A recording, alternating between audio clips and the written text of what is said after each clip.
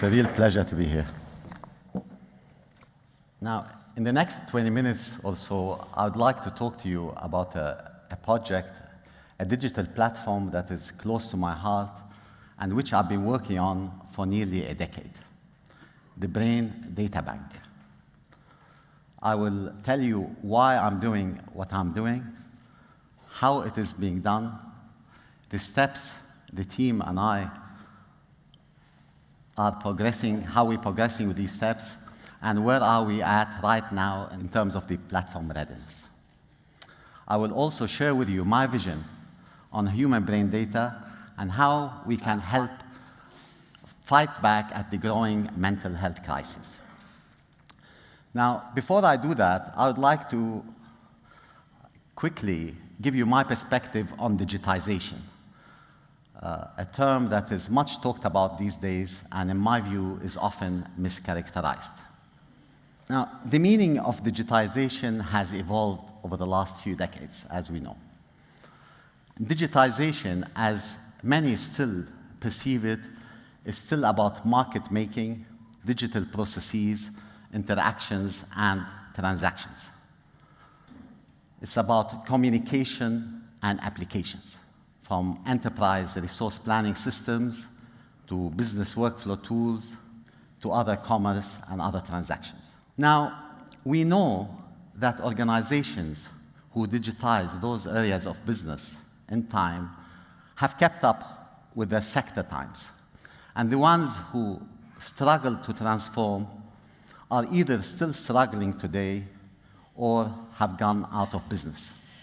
So I would therefore argue that digitizing these areas does not now give an organization a competitive advantage. It is a survival tool, a necessity. So in this context, what is it that gives an organization a competitive advantage, and where is the big value in digitization today? The big value today, as we know, is not in communication and in applications. The big value is in owning and monetizing digital assets. Now, if we were to exclude the media and technology sectors, studies shows all other sectors have not realized their full digital asset potential, and that includes the telecom sector as well. The good news is now there's more and more organizations that are looking into exploring their big data and the potential of its asset value. Why now? Historically, the software and hardware that was required to mine such data was expensive and complex. Until recently, analyzing big data required vast computing power, as you know, and scarce skills that are hard to find. So as such, much of that data in many organizations have been largely forgotten. Today, because of cloud processing and computing has become a utility, like electricity and like water. So any organization, large or small, can now afford to take a second look at their digital assets and look for a potential value in that. So turning now to healthcare digitization, in a recent study by Harvard Business School on sector digitization, the health sector was ranked 17 out of 20. That is fourth from the bottom. Shocking. Technology is like water. It moves where it can. And as such, the health sector's high regulatory barriers contributed to making it way behind in terms of digitization. Now, there are other factors too, I believe. The health sector has traditionally, and across the world, I'm speaking generally here, has been underfunded and often operates in a crisis mode. Now, a new factor here, within the health sector, there has been a surge in mental and neurological conditions in recent decades. Now, this surge has consumed most of its resources, and brain-related conditions and diseases now are rising faster than the services can cope with. And that's not just Switzerland, all over. In Europe, brain disorders cost Europe over 700 billion euros every year and represents 35% of Europe's total disease burden. Here in Switzerland, there are over 2 million people suffering from a brain disorder of some kind. That's over 25% of the population. The annual assessment and treatment costs for the health services for these disorders is close to 20 billion Swiss francs. Now, looking broadly at the health sector in Switzerland, according to Credit Suisse research, healthcare costs in Switzerland are expected to rise in the next 2 decades by 50%. That's a 3% year-on-year increase almost. Economists here are also predicting that an additional 185,000 full-time jobs will be required to cover the health services demands over the next 20 years, by the year 2040. So that, again, is a 50% rise on the existing 360,000 strong healthcare workforce here. On the funding side, it is equally challenging for the healthcare sector. A significant proportion of planned investments in Swiss hospitals is still not yet being financially secured, apparently. And as things stand today, only around a quarter of hospitals here in Switzerland are self-sustainable. Now, let's think for a moment that we have a financial services sector that is as poorly digitized, and I'm not talking in Switzerland, across the world, as the healthcare sector is. Where would the world economies be today? How would our financial transactions be handled, from trading to banking to risk analysis? Now, if we imagine if we can digitize the health services sector at the same level of sophistication as the financial services, how will this impact our lives and our families' lives? Can my generation afford to keep talking about digitizing the health sector and failing to deliver? Now, turning to the Brain Databank, which is the subject or the key part of my talk. Why do we need a human brain data bank? Many of you know that most brain disorders are still not fully understood. The human brain is a vast frontier that researchers are just beginning to unlock. And such exploration is key to unlocking a new generation of treatment for both mental conditions and neurological diseases. Now, improving diagnosis and treatment require new discoveries in research. And good research projects require reliable and accessible data. Now, brain data is big data and it's hard to find. The outcome today is that across the globe, patients and other stakeholders are not being given 21st century solutions when it comes to healthcare and in particular, brain-related conditions. And this has produced, as we saw earlier in the figures I mentioned, a negative impact on cost, productivity in this sector, and above all, patient care. And it affects all of us. We are all stakeholders when it comes to the brain. We all have one. Now, in the last decade or so, I met some of the most brilliant professionals working on human brain research and treatment. If we give these professionals the right tools, I'm convinced that we will transform our understanding of the human brain and in doing so, affect the lives of millions of sufferers. Today, the organ that we understand least on is the brain. It is immensely more complex than all other organs. Only recently, Tools have allowed scientists to explore it in detail, but we still do not understand how it works beyond its basic functions. We have a theory for the universe, but we do not have today a theory for the brain. And in the last 30 years, space research has advanced in leaps when compared to brain research. Now, one significant difference between these two areas of complex science is that space research data is shared even amongst rival nations, while human brain data is not. My goal from deploying this platform is to help accelerate scientific progress in our understanding of the human brain, in the treatment of brain-related conditions, and in helping find new preventative ways to slow down this alarming rise in mental health conditions all over the world. Today, most human brain research is done on mice.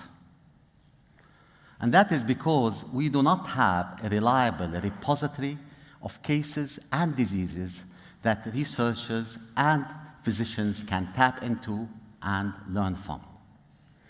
So we turn to analyzing rodent brains instead. And whilst thanks to dedicated scientists, and despite the complexity, we were able to uncover a lot of knowledge this way, it is still far from ideal to rely primarily on this form of research for all the obvious reasons.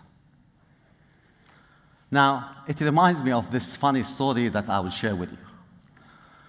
A policeman one night saw a man under a streetlight on his hands and knees. So he came over and said, "What are you doing?" He said, "I lost my keys over there," and he pointed to a dark area on the street. So the officer, puzzled, he said to him, "Well, if you've lost your keys over there, why are you looking for them here?" And the man said, "Because that's where the light is." So when it comes to human brain discoveries, we need to shine the light on where the problem is when it comes to treating, if we are going to try and understand the diseases we have today. We at NeuroPro are helping do that by making brain data accessible in an anonymized, secure, objective, consistent, complete, comparable, relevant, and timely manner. Our mission is to help hospitals working on brain-related diseases to anonymize, secure, and organize brain data assets and make these assets accessible globally for research and diagnosis. Now, the Brain Databank is an aggregator. It's enabling the licensing of verified, well-documented brain cases of anonymized patients to organizations and institutions. The type of data that we're holding today is MRI, EEG, CT scan, video, and other types of data, all big data. Now, in essence, this platform connects a two-sided market. On the supply side, medical institutions, the providers of data, upload their cases or deposit these cases, as one says. And on the demand side, institutions register to view, browse, process, or download deposited cases. We also plan to provide the total deployment solution: legal compliance, digital assessment, asset due diligence, software platform, migration tools, and most importantly, the funding and training needed to help Swiss hospitals join. Once they've joined, we manage this data using our own platform, in-house developed, with advanced front-end desktop and mobile interfaces. We make it accessible and monetizable and provide hospitals with a new form of income. We, from our side, recover our costs once the hospitals start to generate revenue. Now, the hospitals we are targeting in Switzerland have valuable brain data that, once anonymized, can be quickly turned into assets generating millions of francs of income annually to offset their costs and improve patients' care. It's worth noting here that brain data does not have an expiry date, so it doesn't decrease in value over time. Now, I see all stakeholders as winners from this platform. Those on the supply side here in Switzerland, and those on the demand side here and all over elsewhere. On the human side, I have not a shred of doubt that such initiative will most certainly accelerate research and help improve brain-related disease treatment. If data is the oil of the 21st century, as is often being said these days, then I think brain data must rank as its finest crude. Consider for a moment a global pharmaceutical company working, say, on dementia. And they learn that they can have, with great ease, access to large volume of well-documented dementia cases. Can they afford to ignore it? I very much doubt it. Will such data add value to the research? I very much think so. Brain data is high in demand, with the biggest winners from making this data available is the patients today that are suffering from mental and neurological conditions. Now, we are targeting 80 hospitals out of the 300 or so hospitals here in Switzerland. And these hospitals specialize in neurological disorders and brain diseases. And for the last 2 years, we have been trialing our platform of one of these leading hospitals. We've listened carefully to their comments and their feedback and built all the necessary enhancements and safeguards. A significant time we spent was on anonymization and security to ensure that the high regulatory and ethical compliances here are fully met. We are now aiming to launch our platform in the 4th quarter of this year. Now, if we look at the telecom sector in this context, and according to the World Economic Forum, and I quote, "The telecommunication industry have traditionally been quick to recognize the opportunity that digital services represent, but they haven't been able to capture significant value at the scale and speed of digital disruptors." End quote. If this is true, it may be due, looking as an outsider into this industry, may be due to the fact that this industry is still being perceived as a utility. And this perception is changing, as we know, as more of the telecom companies now are engaged in adding value-added services to their offerings. Now, the health sector has tremendous opportunities. And in this regard, I invite you to help turn the spotlight stronger in Switzerland on health sector digitization. So, to end,